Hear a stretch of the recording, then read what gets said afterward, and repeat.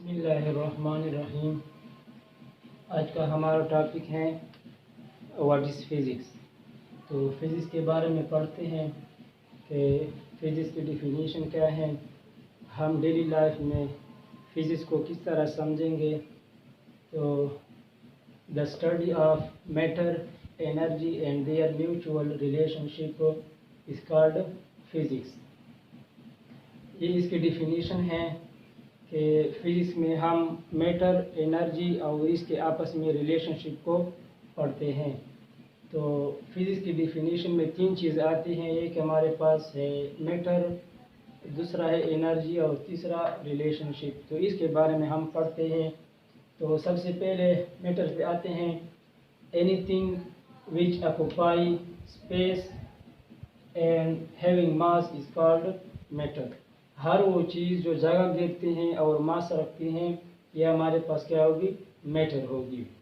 यानी मैं आपको एक मिसाल देता हूँ। ये पेन है, इसकी मास भी है और इस जगह की भी घेरती हैं, तो ये हमारे पास क्या हो गया, एक मैटर हो गया।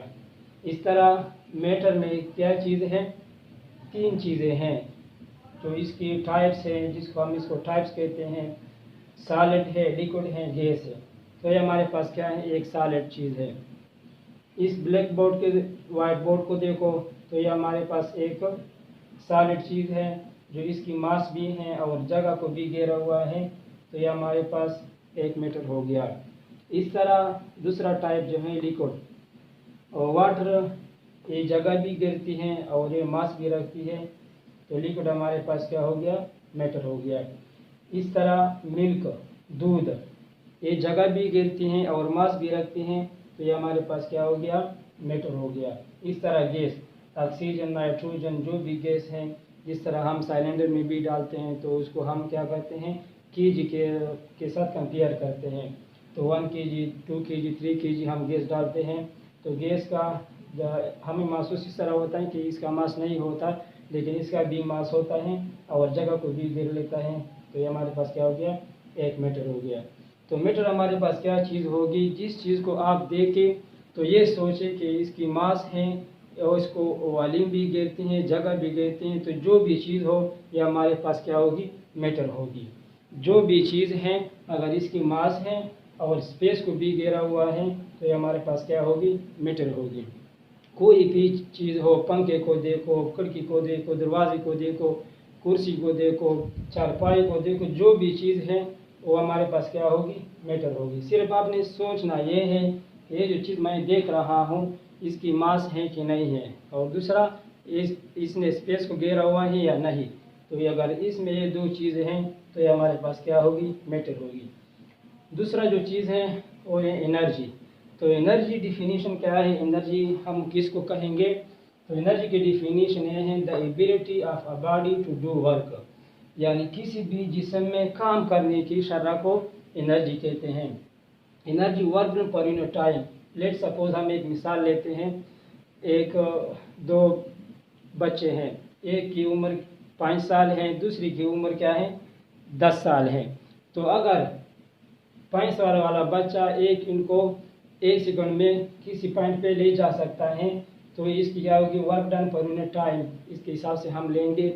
अगर फिर दूसरा जो 10 साल का बच्चा है, वो 2 ईंटों को एक ही वक्त में, उसी टाइम में 2 ईंटों को बैक वक्त ले जा सकते हैं। तो इसका क्या मतलब हुआ, जो 10 साल का बच्चा है उसकी एनर्जी क्या है, ज़्यादा है, क्योंकि कम टाइम में उसने ज़्यादा वर्क किया। जितना टाइम कम लगेगा, वर्क ज़्यादा होगा, तो हमारे पास एनर्जी क्या होगी, ज़्यादा होगी। दूसरी जो चीज़ है तीसरी, वो है क्या, रिलेशनशिप। तो ये अब जब हम मैटर पढ़ते हैं, एनर्जी पर पढ़ते हैं, तो इसका आपस में ताल्लुक क्या है। तो रिलेशनशिप इसका क्या है, mass and energy are interconvertible, कि एनर्जी और मास एक दूसरे में हम तब्दील कर सकते हैं। यानी ये हमारे पास एक इक्वेशन है, इज इक्वल टू mc²। तो इस इक्वेशन के ज़रिए हम इस मास से एनर्जी पैदा कर सकते हैं और इस एनर्जी से मास भी पैदा कर सकते हैं। मैं लेट सपोज आपको एक मिसाल देता हूँ। एक हमारे पास क्या है, क्रिकेट बॉल है। तो जब हम इसकी स्पीड ज़्यादा करते हैं, तो उधर जब दूसरा बंदा जो है उसको कैच करता है, उसको पकड़ता है, तो उसकी फोर्स ज़्यादा होगी। ज़्यादा फोर्स की वजह से उसको काबू करेगा। अगर इसकी फोर्स कम होगी तो इसको नुकसान पहुंचाएगा। जितना स्पीड ज़्यादा होगा मास इसकी ज़्यादा होगी। अगर इसी बॉल को हम स्लो स्पीड के साथ किसी को थ्रो करते हैं तो वो आसानी से इसको पकड़ सकते हैं। तो इसका मतलब क्या है कि जब स्पीड ज़्यादा होगी यानी काइनेटिक एनर्जी ज़्यादा होगी। काइनेटिक एनर्जी क्या होता है? Potential energy plus kinetic energy, ये टोटल एनर्जी हमारे पास होती है। अगर इसकी एक बॉडी की हम काइनेटिक एनर्जी को इंक्रीज़ करते हैं तो इसकी मास भी ज़्यादा होगी।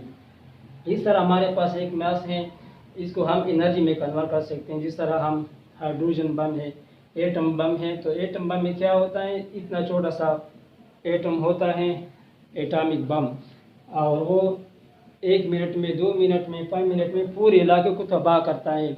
तो इसमें क्या होता है कि मास एनर्जी में कन्वर्ट होता है। मास किस में कन्वर्ट होता है? एनर्जी में। किस एनर्जी में? एक तो आवाज़ पैदा करते हैं, तो आवाज़ एनर्जी के एक फॉर्म है। दूसरा वो हीट पैदा करता है, तो हीट एनर्जी के एक फॉर्म है।